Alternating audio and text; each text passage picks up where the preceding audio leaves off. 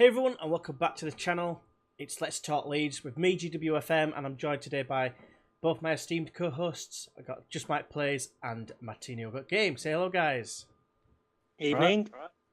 Yeah, nice one. So basically, we are going to be discussing the Middlesbrough game, what we think about it, and then moving on to what we're going to think is going to happen in the next game after the international break against Millwall. But before we get into that, I want to ask you a question. I'm going to make it like question of the week / day, whatever you want to call it. And that is, what is the best game that you remember watching involving Leeds United? For me, I think it's going to be the 4-3 game against Liverpool when Viduka scored all 4 goals. Just absolutely awesome performance. Anything from you guys in particular that stands out? I mean, weirdly enough, the game that actually kind of because Leeds isn't my local team. I'm not from anywhere near the area or anything.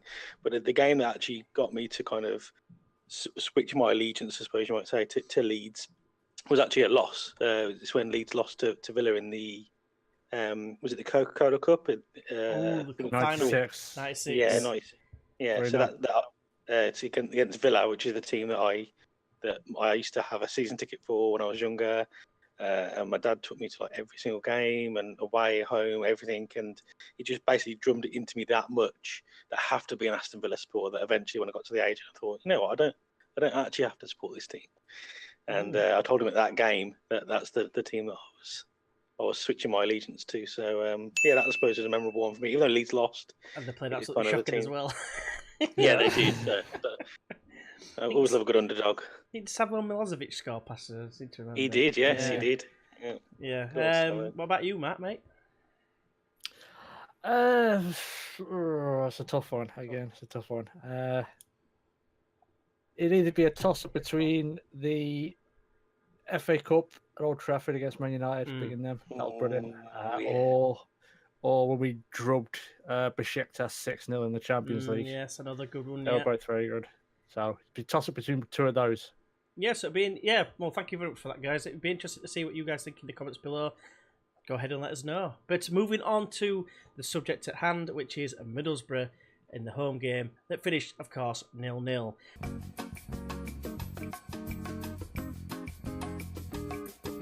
What do you think to the game, guys? We'll start with Mike. Welcome back, by the way. Oh, thank you. Had a good holiday. Yes, thank you very much. Good to be back though. All right, nice one. So, yeah, what do you think of the game against Middlesbrough? Yeah, it was. It was a feisty game. Not going to lie, it was. Lots of things going on that probably shouldn't be happening on a football pitch sometimes, but they do happen. But there was some shocking stuff from both teams. To be very honest, it wasn't one-sided. It was. There was a lot from happening from both teams. Both sets of players were little digs off the ball, and even the referee was plainly looking. There was still stuff going on that probably should have been reprimanded for, but nothing happened too bad. So I would say that being not honestly, Middlesbrough probably did have 2 penalty shouts which they didn't get. So one that looks a little bit more obvious than others, didn't they? But yeah, they did. But there was he got clothesline, didn't he? Basically. Yeah, it was like a WWE move more than anything. But yeah, it was. But I suppose you kind of the two, which is the only thing I found quite weird about the whole game was that the two fairly good footballing sides, and it kind of. I think really the loser for this game was the actual game of football itself, because there wasn't that much of actually, considering how well we've been playing. We didn't really showcase it. I mean, we were piling on the pressure at some points and stuff like that, but the actual football itself, there was a few nice bits, but it wasn't anywhere near as a good performance as what I've seen from us. Maybe that's because we were up against. It could be because of the fact we were up against 3, very strong big centre backs, and we've not really come up against that as of yet. But yeah, I think there was some good play that we did out there. But overall, it was just a really good game of attack versus defence. I suppose they just completely cancelled each other out, and a lot of roughhousing. Yeah, I'd agree with that. What do you think, Matt? Would you agree with that sentiment? Yeah, for the most part. I mean, I thought we were pretty good defensively, but it was a case going into the match. It was going to be the whole unstoppable force meets the immovable object sort of thing. And like I said, they sort of cancelled each other out. But I mean, we got a clean sheet against probably one of the tougher games we're going to face at Ellen Road. I thought BPF was very good. He's getting better. I thought he commanded his area very well. When there was balls up in the air, it wasn't a case that your heart was in your mouth. You actually, as the game wore on, you kind of get a little bit more confident that he's just going to claim it, and he did every time. And I mean, I think, like I said, coming into this game, if you'd offered us a point, I think we would have taken it. And against them, I think so. Yeah, the way they've started. And moreover, the fact that from a possible 18 points, we've taken 14. If you'd had offered us that at the end of last season, then we would have snapped your hand off. Considering the opponents we've had to face, we've faced Derby, we've faced Stoke, we've faced Borough. So it could have got a little bit better. Swansea. And it was maybe a little bit stale going forward, but again, it was, they haven't conceded in 5 games. So I'm going to allude to that, but you beat me to it. you can sort of see where, we were good defensively, but going forward, it was a little bit difficult because, like I said, it was going to be one of the tougher games we face at Allen Road. But overall, I'm relatively happy with the point.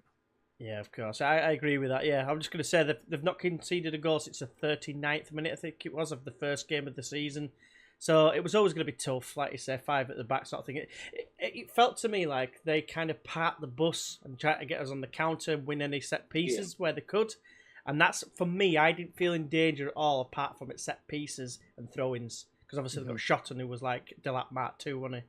But that's the only time I felt nervous. But there were a couple of really a bit of pressure from set piece after set piece and then corner or whatever. And like I said, BPF coming out and claiming ball really put us at ease sometimes. I'm like, oh, bloody hell, what a catch that is. Even though it's probably one of the more basic things to do for a goalkeeper, just the fact it alleviated the pressure from us at that point. And to be fair, we did pass the ball around quite a bit, and we kept on the ball. We dominated him in terms of possession and that. And I think we edge him on chances, I think, as well.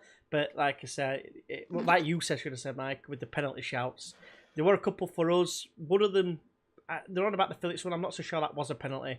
But the other one, there was one where Harrison won a header, but it was having his shorts pulled. I think that was one that could have been given, but it wasn't because there was no appeal whatsoever, basically. I guarantee if that had been the other way around, though, I guarantee they'd have been appealing for it. But yeah, otherwise, like you say, you're taking 14 points to start off with, Matt. Definitely, without a shadow of a doubt. And also you take a point, I think, as well.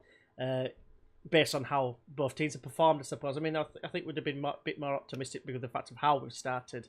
But again, playing against Middlesbrough and their defence has been absolutely unbelievable so far this season. It was always going to be tough. But otherwise, who do you think the 2-3 performers were, Michael? I mean, it's probably going to be a bit different from what I usually pick because normally, we normally name at least, one if not 2 of the attacking kind of players, but I don't think any of them as such did too. I think we missed Hernandez. Definitely. I think it went to show how impressive he is in that. I mean, I think him.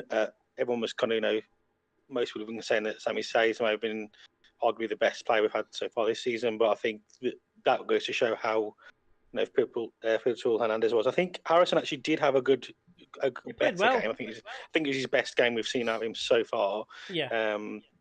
I think that right hand side is definitely his more preference over than the left hand side. I think it works better for him. But he was still a few niggly bits where his decision making wasn't the best. You can see he's got the talent though, because at one point he did like a rainbow flick over a player's head. Which is ridiculous to do in a 0-0 draw. But for me, I'd actually say it's probably going to be. I mean, Harrison was close, but for me, I'd probably say it was Peacock Fowler's number 1. I think he was just without him being on that form in that game, it could have easily been a few of their counter-attacks or set pieces could have killed us off really. Yeah. As Matt said, and yourself, he's commanded the area much better. He's a bigger presence for it as well. Then I'd probably go Luke Ayling, right back. Again, defensively he was very good. I think going forward, he wasn't as as good as he has been. I think he was more kind of pushed, but maybe a little bit further back than he had been previously. But still a solid performance. And then I'd go for Big Bazza D on the left hand side as well. I think I think Alioski for me was getting caught offside a little bit too much, and I don't know if that was annoying Douglas, because he was getting forward quite a lot, and he's putting a lot of good balls into the box. And I did kind of feel that the kind of way we was playing would have actually, this is nothing going against Ruth at all, but I felt the way we was playing and the style of play we was playing, I think would have maybe suited Bamford a little bit more, because he was putting quite a few crosses into the box. I know Ruth is not bad in the air, but I think it would have. I think bringing on Bamford maybe a little bit, give him a little bit of time actually in the game, rather than bringing him on with 3 minutes ago. I found that a bit bizarre as well. Could have nicked something, but yeah, for me it was Peacock, Farrell, Ayling, and Douglas. Well, thank you very much, Mike. What about you, Matt? Almost the same. I'd say BPF again, just purely because I think the clean sheet in the last game gave him a good dose of confidence, I'd say. The last league game, was it? Yeah, against Norwich it was, because he didn't play against Preston, did he? Yeah, so I think that gave him a bit of confidence, and you can certainly see it. He's getting better at coming and claiming the ball, and you feel a little bit more at ease with him in goal. He's definitely made the position his own, and I think he's going to be. I think by the end of the season, he's going to be one of the top 5 keepers in the league, because he's doing very, very well, and he's getting better every time out. I'll go with Jack Harrison as my second one. Going forward, it was okay, but I was more impressed with his tracking back. He made some good tackles coming back, and he wasn't afraid to get stuck in, which you see a player like him, with the flicks and the tricks and so on. Sometimes they're, in the tackle, there varies, but he got back, he got stuck in against people that they are, So, yeah, impressed with that. And he seemed to link up well with Ayling as well. So, he's got the chance now. Hernandez is injured. That he's got the chance to make that position potentially his own, but we'll see how it goes. And then I'll go with Barry Beckham on the left-hand side. Barry Beckham. Barry Douglas. Again, just sound defensively. I don't recall there being a lot of times where it was balls to the wall sort of thing down our left-hand side. And he's just having someone who is experienced in that position as opposed to a youngster. Nothing against Pierce, but someone who's experienced in that position and has definitely got the quality at this level. Definitely helps with the defensive effort and getting a point. So, yeah. And also his going forward was pretty good. If bloody Alioski had got his head up, because he was looking down offside. He was looking down the line. Look down the line. That's one of the first things I was taught as a winger. Look down the fucking line and make sure you're onside. And he's 5 yards off by the time. What is it? The ball's played. It's just, but going forward, we maybe missed that a little bit from the flanks last season. So Ayling and Douglas going forward, good, but overall defensively, I thought it was very solid. Yeah, thank you very much, Matt. My opinion was same as you for number one, definitely. Bailey, Peacock, Farrell. Just he made some really crucial saves as well. I just remember that one towards the back end where it got headed. I think it was at the back post, and he had to reposition himself to the near post. I know it hit him in his ball sack or whatever, but even so, that'd have been just like us just to let that one in, sort of thing. And it was just the fact he got there so quick, as well as everything else, like the claim the ball and whatever. He didn't put a foot wrong, really. Made a couple of really good saves, to be fair, in all the set piece situations. Like I say, it must have been pretty daunting having even a throw in is basically a cross to deal with. So yeah, I was very very pleased with him. I think Berardi had a good game. To say that he was outmatched in terms of size, especially at the set pieces, did enough to put them off. They didn't have many clear headers and whatever. I think he did okay. But then otherwise, just basically in an attacking sense, and the few chances that we had of getting forward, the man who created the space and got into the positions to get us into our set pieces, which obviously we're never going to win them, but at least he won quite a lot, and that was Click. Or Clee, however it's pronounced these days. But yeah, there's some of the moves that he made, he got running behind, and when we were passing it from in the wide positions, he was making the run, and he got in behind so many times, and then to cross it in, won a corner or whatever, and who knows what can happen from corners with our one tall player in Cooper, But I just thought in an attacking sense, at least he tried to do something. If you know what I mean? Because no one else seemed to be able to do anything, or he just seemed to be the only one that seemed to get in behind the lines, if you like. That's what I'm trying to say. But otherwise, who do you think the player is that you would drop for the next game, Mike? Well, I didn't say Elioski last time, so I think I'm okay to start picking on him again now. So, but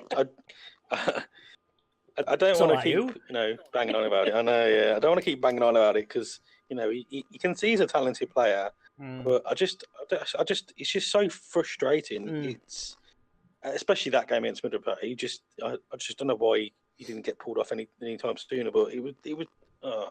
Yeah, Elioski. Elioski, Matt. I'm going to go with Cooper, oddly enough, because it's just he made things a lot more difficult than they had to be by just fouls constantly, and they're a big side. Set pieces are there, and Tony Pulis is bread and butter pretty much. Yeah. That's where they're going to find most of their success going forward, I think. So.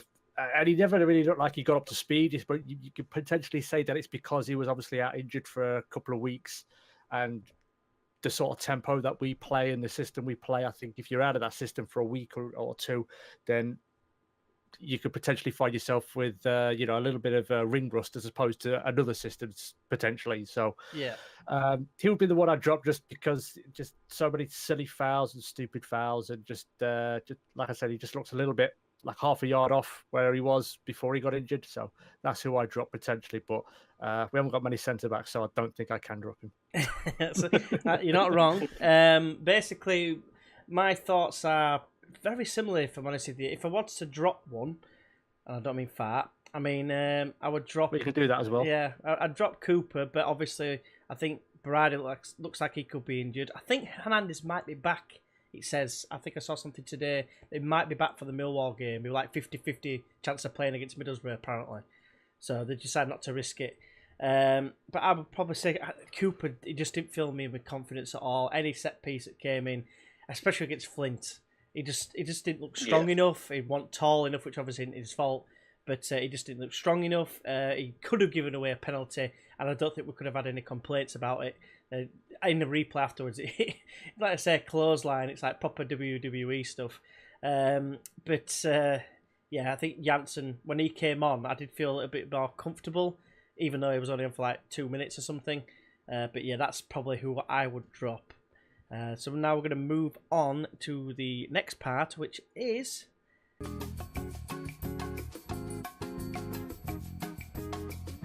Any other news? So, Michael, take it away, please. Yeah, just obviously transfer window is now closed. Anita's gone out on loan to one of the teams in Holland. Is it Willem 2? Willem 2 or Willem II, whatever you call it. Yeah, Will.i.am. And then we've got O'Kane's gone out on loan to Luton Town as well. So I think that's a good move for Luton, to be fair, because I think he'll actually do well for them. Yeah, I think. Well, yeah, I do think you do have these players that are of a certain level. I mean, yeah, but it's hard to believe, isn't it? He were in the Premier League playing for Bournemouth before he came to us. I mean, what's happened? Is it Ireland International? But anyway, yeah. But we've seen what he's like, and now it's like we're just saying he's at his level, aren't we? Well, maybe we just play the wrong style of football for him. But he definitely didn't look like a Championship player when he was playing for us. So. Last season, yeah, definitely last season. Yeah. So sorry, continue. So those on the out front. Obviously, the one player we brought in on loan from Chelsea as well is Izzy Brown. Obviously, he was on loan at that other team. The Dog Brothers. Talk about. Yeah. Obviously, he looked like a good player for them. I think he's the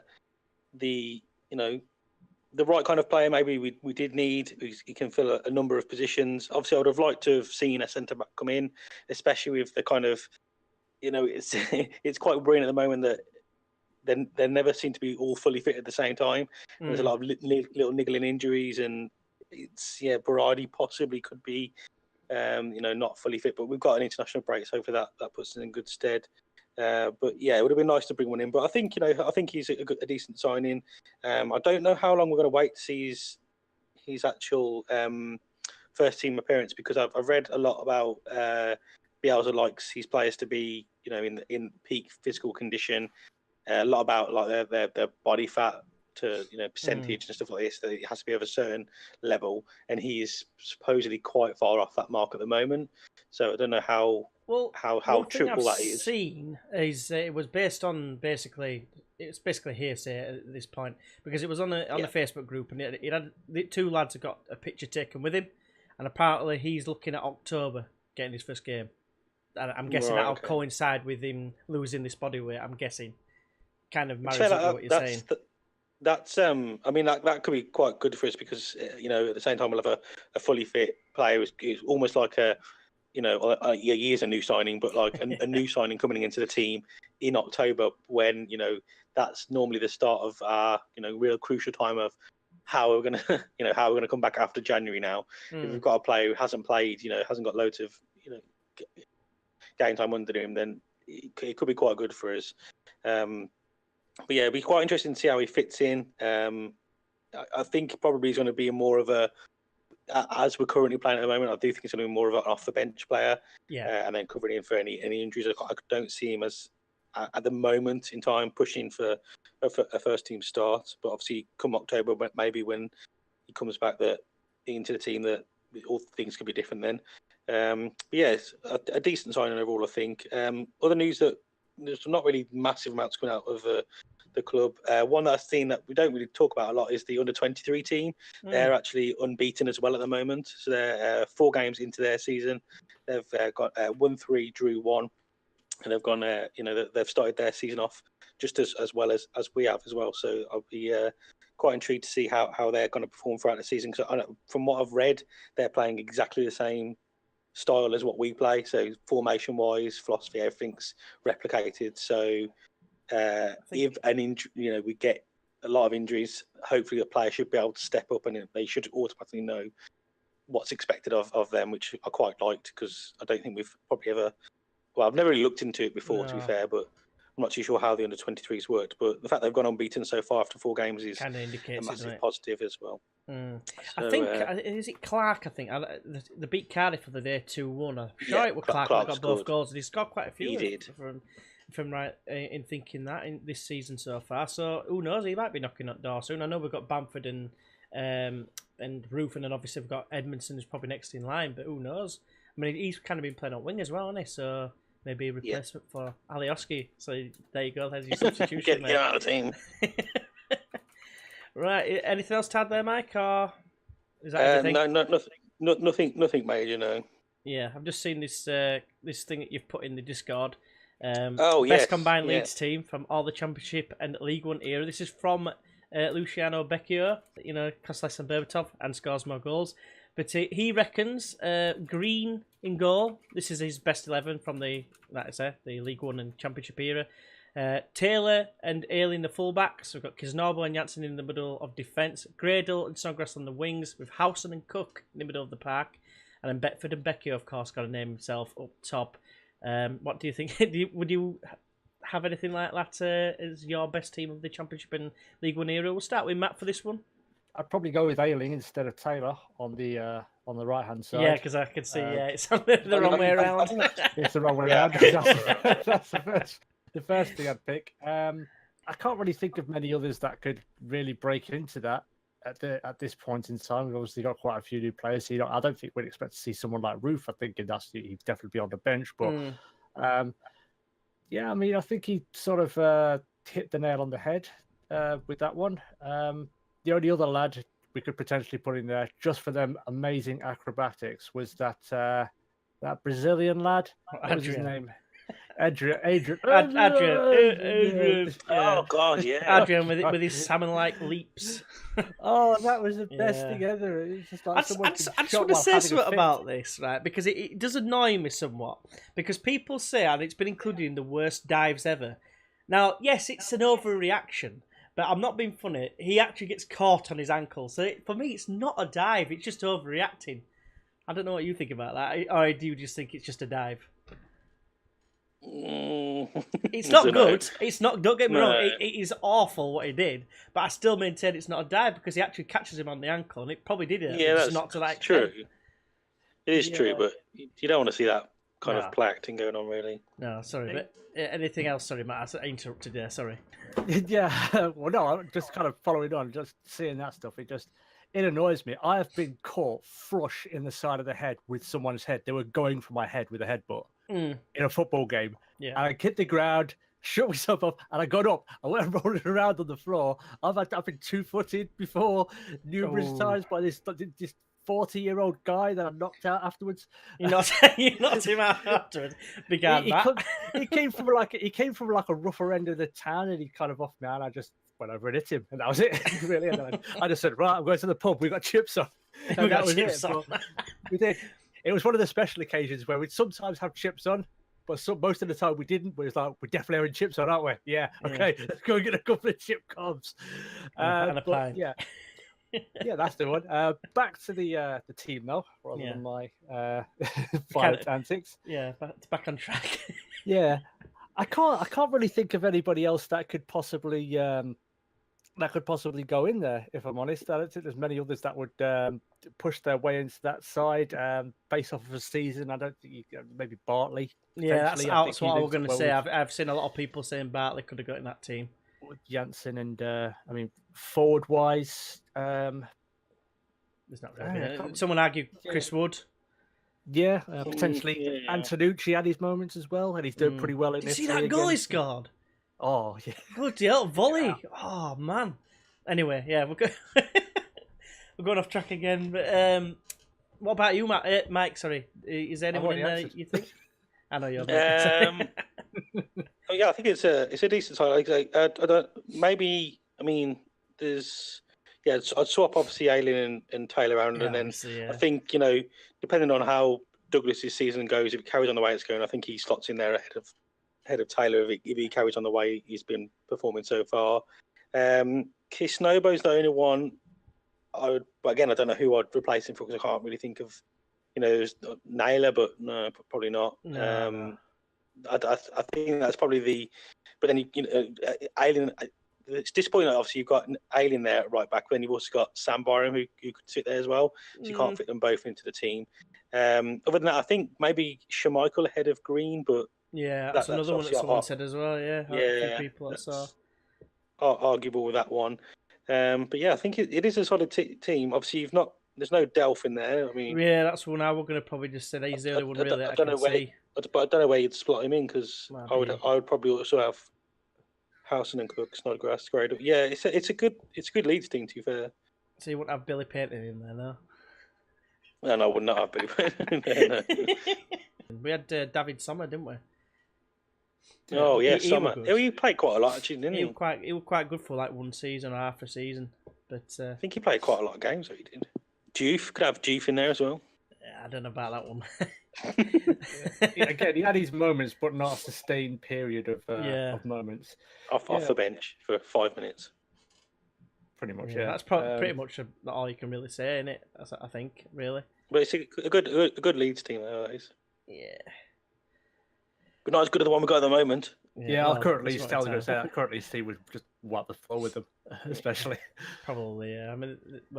Yeah. It would be fun seeing Ayling from then fight Ayling from the other side as well. Like a long-haired twin ladyboy fight. Right, okay. It's starting to get weird. I think it's about time we move on to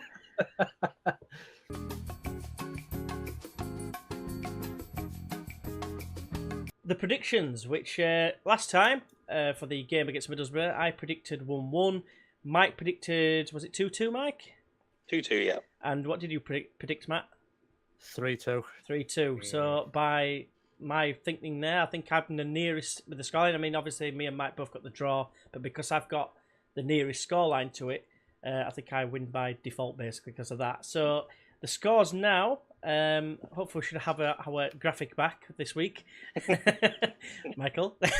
Yes, you will. So it's 4-3-1 in favour of me. So what's your prediction for the game against Millwall? Okay. I'm not the best at this. Obviously, I've got a point on the board now, though. Yeah. I'm going to say I definitely think we're going to win. Well, actually, I suppose in theory it depends who's back from injury. Although they've got an international break now, so we've got time to do it. So I'm going to go for a 2-0 Leeds. 2-0 No Leeds? red cards. No red cards. No red cards. What the hell? Matt, what do you think? Well, up until 20 seconds ago, I was thinking 2-0.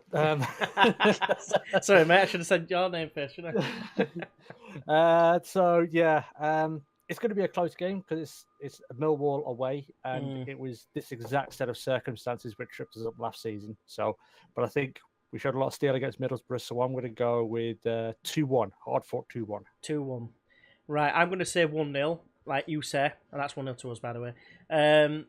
It's going to be a tight game. We haven't got the best of records against Millwall in recent times, especially at their place. I think we've only won one in the last... It's either 1 or 2 in the last 9 games or something there. Can't remember exactly. But it's not been a very good hunting ground for us. But in Bielsa we trust. I'm hoping we're going to get through a tricky game, to be fair. And this is the stage where basically it was like this time last year, wasn't it? When we were under Christensen, that we basically got beat 1-0, but we got absolutely destroyed in terms of chances and we never looked like scoring. I'm buoyed by the fact against Preston, even though we were losing, we were still going for it and we still created a lot of chances, albeit against 10 men. But I'd still like to think that, because Millwall aren't, at this moment in time, doing as well, and they are the only team, I believe it's the only team, to lose to Rotherham as well. So, surely that shows that they're not as good. And also they got rid of Saville, not Jimmy, but George Saville, I think it is.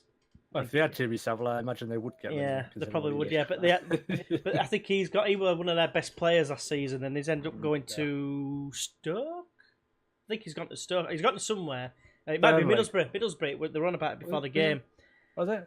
Yeah. I believe so, anyway. So, yeah, that's I think he went somewhere. He's got the Middlesbrough Stoke. I think it was Middlesbrough. I'm sure that they're on about they signed him on deadline day, but before playing us, basically about an hour before, and I could play him and someone else, but can't remember who it was. So that's it for the predictions. I think the last thing we're going to do now is pimp our channels. So go ahead, Mike. Yeah, I make mobile gaming content. I'm actually doing pretty well at the moment. I've been uploading. I noticed quite regularly. And I tweeted out earlier about my 2 new videos doing really well, and I've actually gone even further. That like one of them is already at 108 views. So yeah, it's going pretty well. So they're not. It's basically it is football management games. They're not just football manager. So there's 2 new games to the Football Manager series. Both are in their 2019 version now. And they're mobiles out there. So you can get so there's Club Soccer Director and New Star Manager. They're both kind of on the same day, weirdly enough. So up until the new Football Manager Mobile 2019 comes out, I think I'll be playing those 2. Sounds good. Matt, how about yourself? Have you been getting any closer to Football Manager? No, I didn't think so. I'm still trying to get around to it. I really am, but the big problem is I've got a 3440 by 1440 monitor, and it makes uploading to YouTube a pain in the arse because they don't support 21:9 aspect ratio. So, yeah, but mainly I do racing content, a little bit of everything. Project cars. Just started a new Formula 1 2018 career mode series with Williams, which is fun, but it's also going to be quite a long journey because the car is garbage. Wreckfest, and I'll have something new coming out on my channel today as well. Ooh. So yeah, if you're into your racing games and stuff like that, come over and see my channel. And me, I hope you know what I do already, but if you don't, it's Football Manager 18. Currently I'm only doing the 2 days at the minute, Saturday, Sunday, but it's basically I'm in Scandinavia. Basically at the start I was getting chased by some guy called Thomas Pfister. Yeah, the name is intentional. Apparently I slept with his wife and he's after trying to castrate me. It's a lot of fun, but the aim of the save basically is to win a trophy in every single country in Scandinavia, including the Faroe Islands. So yeah, it's a lot of fun. And yeah, if you haven't already, don't forget to subscribe to the other guys as well as myself if you haven't already. And yeah, we'll see you for the next one, which will be in about 2 weeks' time, because obviously it's the international break. We will be covering the Millwall game and the Preston game next time, so hopefully you can join us for that. And until then, we'll see you then. Bye-bye.